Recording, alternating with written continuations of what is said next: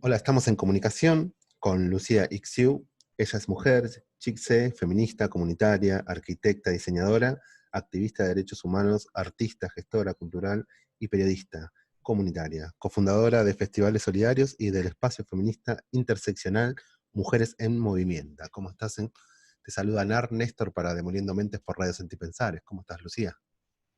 Hola, un saludo a la radio Sentipensares, un saludo desde Ishimuleu, el territorio conocido por los estados y las fronteras Guatemala.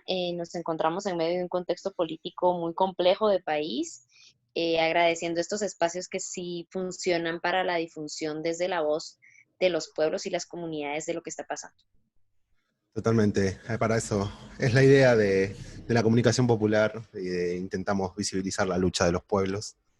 Y en primera instancia un poco contarnos cómo está la situación actual, ¿no? Después de la semana pasada muy álgida de protestas y represión por parte del gobierno, ¿no? Bueno, lamentablemente hay una estrategia de criminalización de violencia y brutalidad policial a la protesta social, que es un derecho constitucional. La situación guatemalteca que se está viviendo el día de hoy tiene mucho que ver con una cuestión estructural de despojo permanente colonial que ha habido en este territorio, que tiene mucho que ver con que Guatemala sea el segundo país a nivel latinoamericano en desnutrición crónica, que tiene mucho que ver con que Guatemala ocupe los primeros lugares en desigualdad a nivel mundial y en América Latina.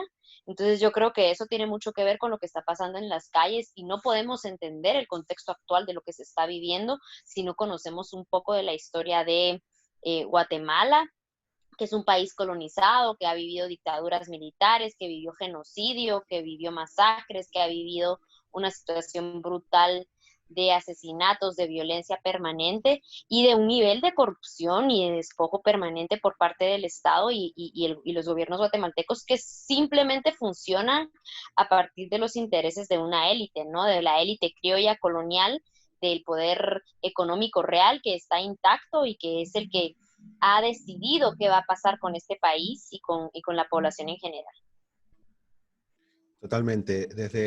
Mencionabas ahí las dictaduras, ¿no? Después del derrocamiento de Arbet, eh, Guatemala recibió un genocidio, creo que fue de las primeras dictaduras más genocidas en Latinoamérica. Después vinieron Bolivia, el Cono Sur volvió en los 80. Eh, esa elite que se instaló en el gobierno y en el poder, eh, ¿hoy se encuentra tambaleante o todavía la presión Pues popular todavía no ha yo logrado siento quebrar? que a mi análisis en algún momento pues ha sido trastocada. Hubo una comisión internacional llamada CICIG, que estuvo haciendo investigaciones reales y contundentes en el país y que lograron tocar a estas élites. Es decir, esta élite de 11 familias intocables, oligárquicas, que jamás habían sido mencionadas o tocadas, pues fueron tocadas gracias a CICIG. Pero ¿qué pasó?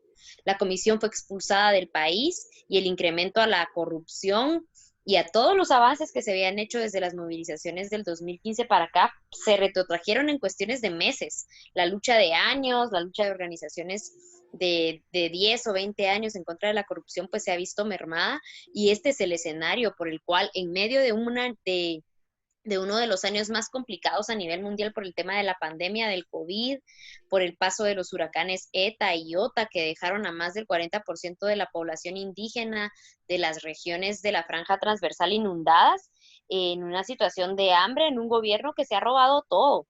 Se ha robado el bono familiar, que eran fondos para la población, supuestamente para apoyar a la población en pobreza extrema, para subsanar el desempleo y todo lo que ha estado pasando.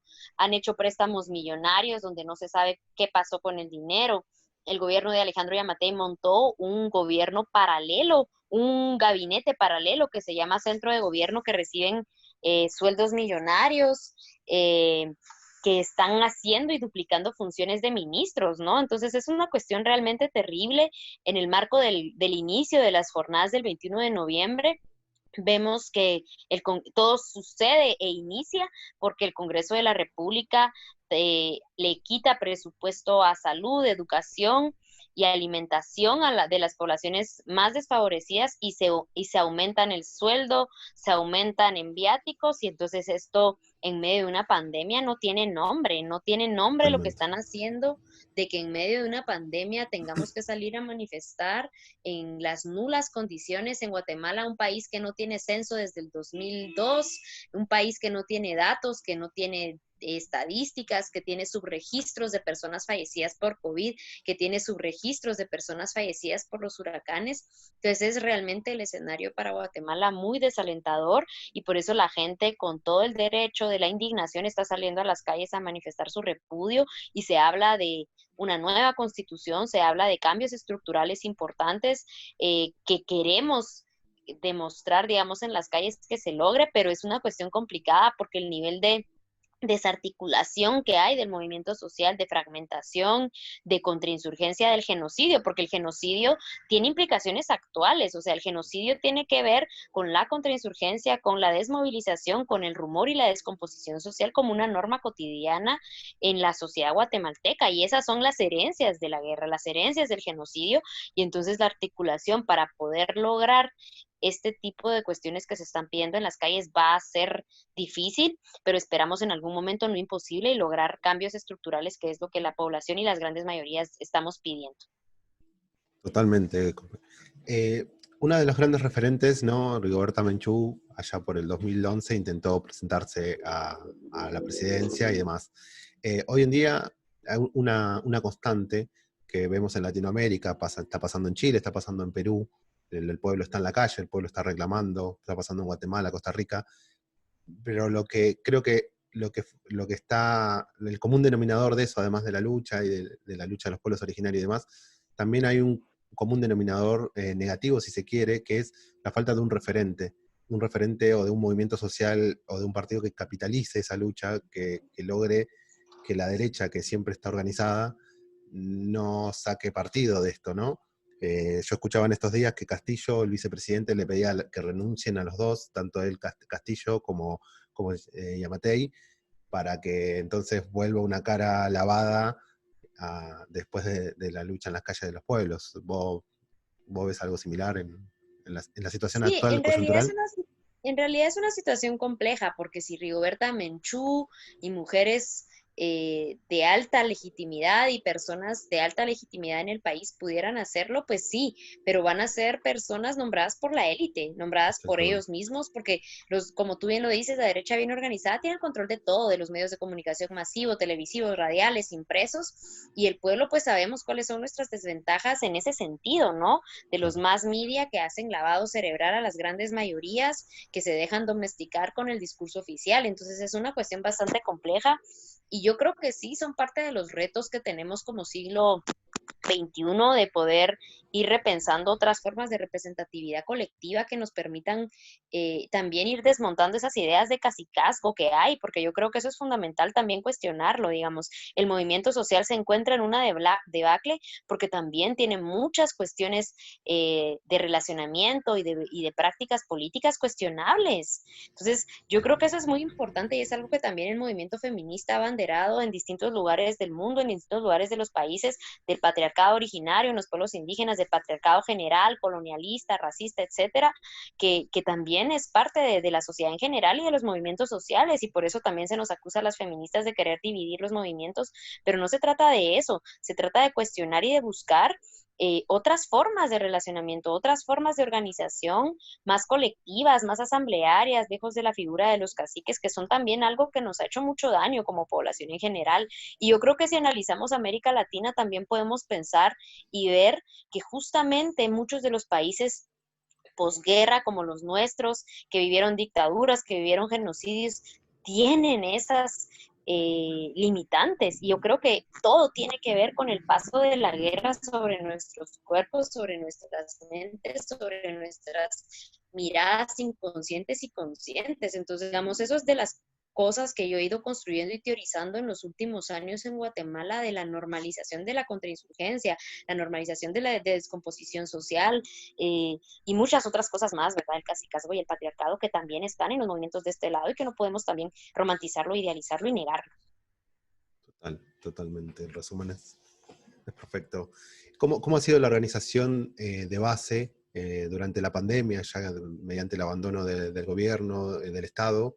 y cómo ha sido la organización de los pueblos originarios también, ¿no? Siendo que Guatemala tiene gran parte de la población originaria y ha sufrido un genocidio que han intentado desaparecerla, ¿no? Más del 50% de la población originaria fue asesinada durante la dictadura. ¿Cómo es hoy esa organización de base, ¿no?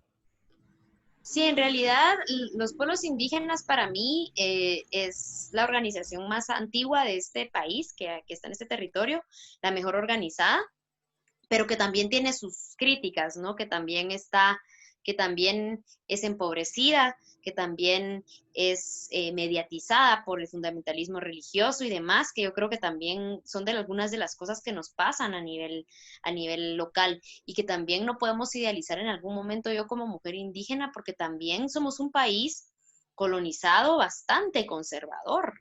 Y entonces Totalmente. también hay pueblos indígenas que tenemos esas contradicciones. Yo sí soy muy crítica de eso porque vengo de una organización indígena que es bastante machista, que es bastante compleja, y entonces obviamente para mí los pueblos indígenas somos y son los que tienen la mayor claridad de que cuál es la ruta por construir y hacia dónde ir en este país.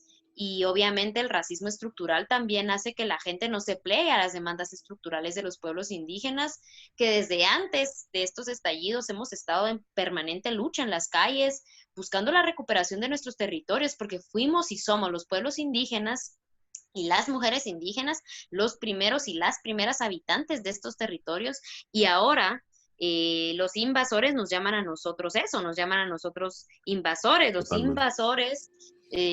Toda la gente que vino a querer expropiar nuestros territorios nos dice a nosotros los invasores, y a mí eso me causa mucha risa porque de carácter estructural pues obviamente los pueblos hemos estado siempre organizados y en pie de lucha y en contundencia de las acciones y de los cambios que queremos. Al respecto del COVID, yo creo que, por ejemplo, así como en toda Latinoamérica, la solidaridad es una norma y muchas ollas comunitarias, muchos esfuerzos, muchos centros de acopio, muchas formas de resolver en lo local, muchas formas de resolver en lo comunitario, pero el nivel de empobrecimiento que las élites han hecho para matar de hambre a la población antes de la pandemia se han recrudecido ya durante la pandemia, y entonces han generado un nivel de miserabilidad de la población muy alto, muy grande, que duele en el alma, que duele y que trastoca cualquier tipo de fibra sensible en la población, y que particularmente es de las más grandes frustraciones que hay saber que en estos momentos en Guatemala hay niños muriendo de hambre,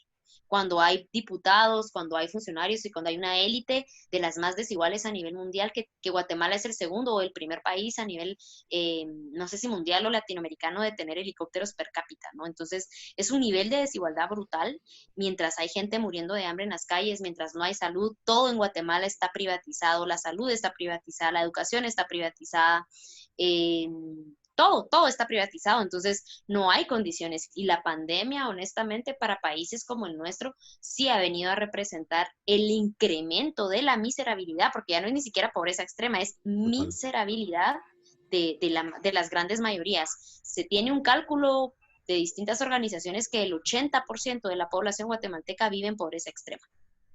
Entonces es una cuestión muy compleja, muy delicada, en donde se entiende también por qué la movilización social empieza a ser desde ciertos sectores como más clase medieros, que tienen mejores accesos a poder tener información, a poder tener más claridad de lo que está pasando, porque las grandes mayorías en este país no están conectadas con las demandas en las calles, o algunas sí, a pesar del empobrecimiento, a pesar de la miserabilidad, pero el nivel de preocupación cotidiano de la mayoría de gente es el país, es la comida diaria, es el que Total. se va a comer, es el donde vamos a dormir, porque no hay condiciones. Entonces, esa es la estrategia y el engranaje perfecto de un sistema para mí denominado Estado finca. Guatemala es un Estado finca que sigue viviendo en relaciones de esclavitud, que se figura como una democracia, que se figura como un país que tiene elecciones, pero que sigue siendo manejado por el patrón, por los patrones y patrones de la finca, que es la élite económica que está intacta y que sigue haciendo lo que quiere con este país.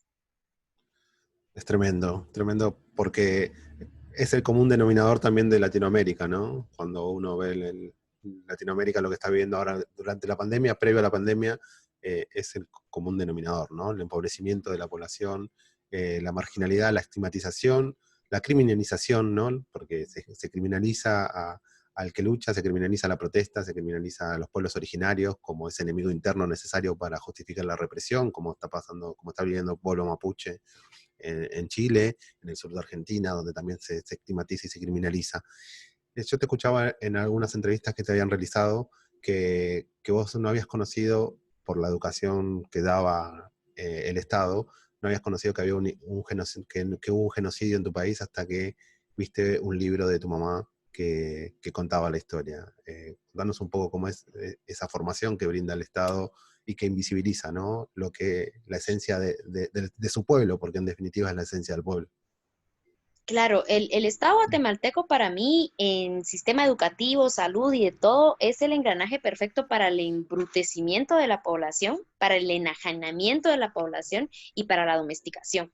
Y entonces la ignorancia y la amnesia colectiva es fundamental para todos los países, ¿no? Y entonces hay una consigna, yo siempre lo digo, muy trillada de los pueblos que no conocen su historia se ven obligados a repetirla, pero Exactamente. en Guatemala más que una consigna es una realidad que vivimos cotidianamente porque en Guatemala, cuando vos hablas con la gente común, cuando hablas y te sumís al transporte y hablas de guerra, hay gente que dice, pero ¿cómo en Guatemala hubo una guerra? Cuando la guerra en Guatemala fue de las más cruentas de América Latina, cuando vos te pones a analizar los porcentajes poblacionales. En esa época, la población era como de 6 millones en los 80 Más o de menos, Guatemala. sí. Y si haces los datos de 45,000 desaparecidos, más de 1,5 millones desplazados, más de 200,000 personas asesinadas, estamos hablando de Sí, números catastróficos que se comparan al holocausto judío, que se comparan al holocausto en otros países y a las guerras que han habido en África. Entonces Guatemala no tiene nada que envidiar, pero entonces uno de los elementos fundamentales de la amnesia colectiva ha sido la religión, ha sido el protestantismo religioso que se ha encargado y el fundamentalismo religioso sobre todo en general los fundamentalismos que se han encargado de decirle a la gente sobreviviente de la guerra que son pobres porque Dios así lo quiso, que el genocidio es algo que les pasó porque son satánicos, porque los pueblos indígenas son pecadores y son satánicos, y entonces cuando vos venís de un despojo epistémico, académico, cultural, emocional, existencial y de todo tipo, porque el despojo en este país es de todo tipo, venís y escuchas discursos como estos, en algún momento te lo crees, además del arrastrar el pensamiento colonial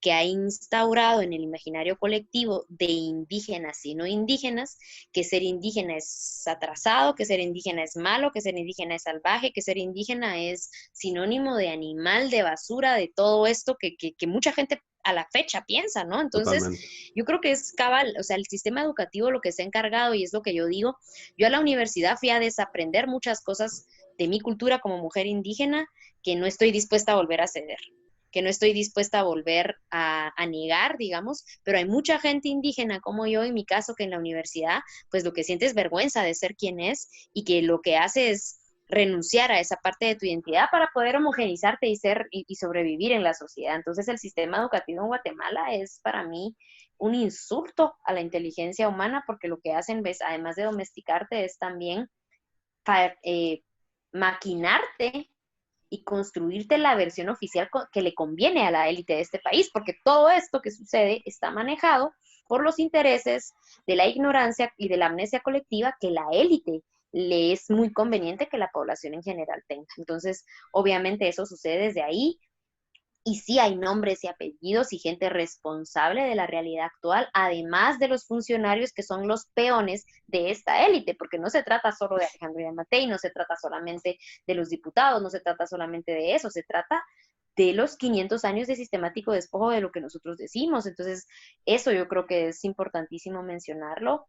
Y eso, en Guatemala la mayoría somos los pueblos indígenas y las mujeres en específico somos la mayoría, pero en un sistema machista, patriarcal como este, pues es muy difícil poder levantar y construir movimientos sociales con el hambre en los estómagos de las personas. Totalmente. Mencionabas que parte del motor de la lucha hoy es el movimiento feminista y ustedes también están en la lucha por la legalización del aborto. Nosotros acá en Argentina en estos días se está dando una lucha importante, ya que se va a empezar otra vez a debatir, ya que lo presentó el gobierno, el ver un proyecto de ley para la legalización del mismo.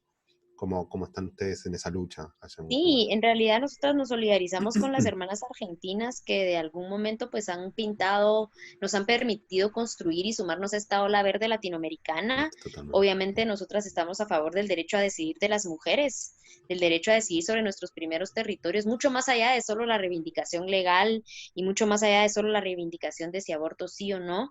Entonces, creemos que son cuestiones de salud pública, creemos que son cuestiones que tienen que ver también con la soberanía y la autonomía de las mujeres, que la iglesia y que los fundamentalismos y que los gobiernos y los estados quieren seguir decidiendo sobre los cuerpos de las mujeres. Entonces, definitivamente sí, las mujeres feministas estamos en las calles, estamos organizadas y estamos pidiendo vidas dignas y por eso estamos en las calles también sumándonos a estas demandas también para el cese de violencia. Tremendo, buenísimo. Eh, los medios hegemónicos, ya sabemos, son cómplices. La Sociedad Interamericana de Prensa, acá en Argentina, están vinculados. ¿Cómo es la actual de los medios contrahegemónicos, ¿no? Si hay alguna red, si hay organizaciones, si hay... entiendo que vos participas de radios Sí, comunitarias y demás. definitivamente. Sí, yo soy parte, bueno, del semanario latinoamericano Latinoamérica Rompe el Cerco, que pues ustedes retransmiten y que son Ah, fundamentales en esa difusión. También soy parte de la FEJER, que es la Federación Guatemalteca de Escuelas Radiofónicas, que es una red que tiene más de 50 años de existir y de radios comunitarias a nivel nacional.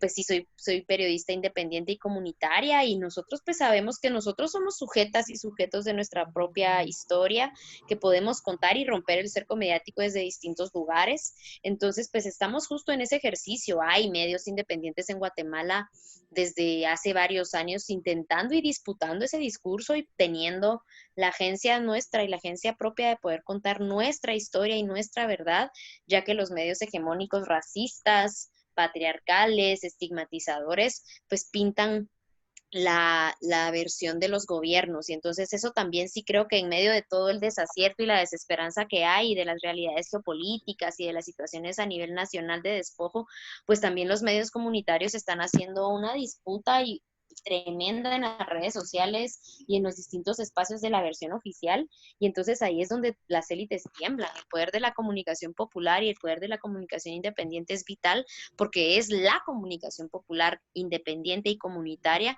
la que ha logrado desestabilizar ese discurso hegemónico de siempre, lo que nos ha permitido en algún otro momento generar empatía con con otras personas en la sociedad, con otra gente que tiene acceso a estos medios y que puede escuchar otra cosa que no sean los medios hegemónicos. Entonces, si hay medios, les invitamos a sintonizar la Federación Guatemalteca de Escuelas Radiofónicas, invitar a seguir también las transmisiones desde el colectivo de arte y comunicación, festivales solidarios, y hay más medios, está prensa comunitaria, está La Masa, hay distintos medios en Guatemala que estamos luchando por romper el cerco mediático y por poder visibilizar desde otro lugar. buenísimo. Perdón, compañera, no sabías que eras de Latinoamérica Rompe el Cerco. Te juro que me sonaba la voz, pero no, soy malísimo con los nombres. Entonces no No, no te recordaba eso. preocupes. Y No, de no. la federación también estamos comenzando a retransmitir también el programa acá en Sentir Pensares. Así que también hemos sumado Y otro. estamos muy, muy felices nosotros y agradecidos y agradecidas por los espacios y adelante a seguir con esta lucha desde la comunicación popular. Totalmente. Calculo que para nosotros es la madre de todas las batallas, ¿no? Ganar esa batalla Así cultural, es, esa batalla comunicacional. así es. Así que yo te agradezco el tiempo. Te vuelvo a pedir disculpas, no sabía que eras de Latinoamérica Rompe el Cerco, la verdad. Me encanta, pero no No, no te sabía. preocupes. De nada, de Eh, nada. Aquí estamos así, tejiendo, así que entretejiendo entre nosotros y sí, nosotros. totalmente, totalmente. Es el espíritu de la radio y espero que la comunicación popular crezca, porque ya que los gobiernos, por más progresistas que a veces se vendan, la marginan bastante y la invisibilizan bastante también. Ah, total, total. A nosotros nos han atacado y nos han montado campañas de estigmatización diciendo que nosotros no somos periodistas, que somos activistas, que no podemos hacer comunicación. Y también es un poco chistoso porque esa imparcialidad de la prensa Sí, de la extrema derecha es más parcial a los totalmente. intereses hegemónicos. Y entonces, ¿de qué discurso hablan? ¿De qué imparcialidad hablan cuando ustedes se han encargado de reproducir ese discurso hegemónico que no es para nada parcial? Entonces, a Total, sacarles el dedo y gracias por el espacio total. entonces. Nosotros tenemos en el programa el premio Joseph Goebbels al periodismo hegemónico, porque yo entiendo que para mí utilizan el método de propaganda nazi. para hacer Qué fuerte, sí, periodismo y propaganda definitivamente. y desinformar y generar sentido común. Así que la idea es dar esa batalla y si nosotros nos atrevemos a señalar con el dedo para decir, ustedes son unos farsantes, ustedes mienten, engañan a la gente y se enriquecen a costilla del pueblo, ¿no? Así que yo te agradezco de vuelta, compañera, y te dejo el micrófono para que te despidas de las oyentes y de los oyentes de Demoliendo Mentes como gustes. Bueno, quiero agradecer este espacio, seguir abrazando y visibilizando todos los espacios desde la comunicación popular que rompemos el cerco, que disputamos discurso hegemónico y que le sacamos el dedo a esas versiones oficiales, hegemónicas, racistas y coloniales que han impuesto en nuestros países, en nuestras realidades y en nuestros territorios, y a seguir luchando desde la comunicación, desde todos nuestros espacios para romper el cerco y seguimos en comunicación aquí. Un saludo solidario desde Guatemala. Yo soy Lucía Ischú, soy una comunicadora indígena, periodista, activista que pues está aquí contando la historia desde mi mirada, representándome a mí misma y pues siempre sí, hablando y contando nuestras historias. Muchísimas gracias, el micrófono siempre abierto para cuando guste, estamos en contacto, tremendo programa Latinoamérica Rompe el Cerco, así que a escucharlo y bueno, yo te agradezco muchísimo y estamos en contacto, compañero. Un saludo, un Un abrazo y gustazo. seguimos en comunicación. Dale, Chao. muchísimas gracias.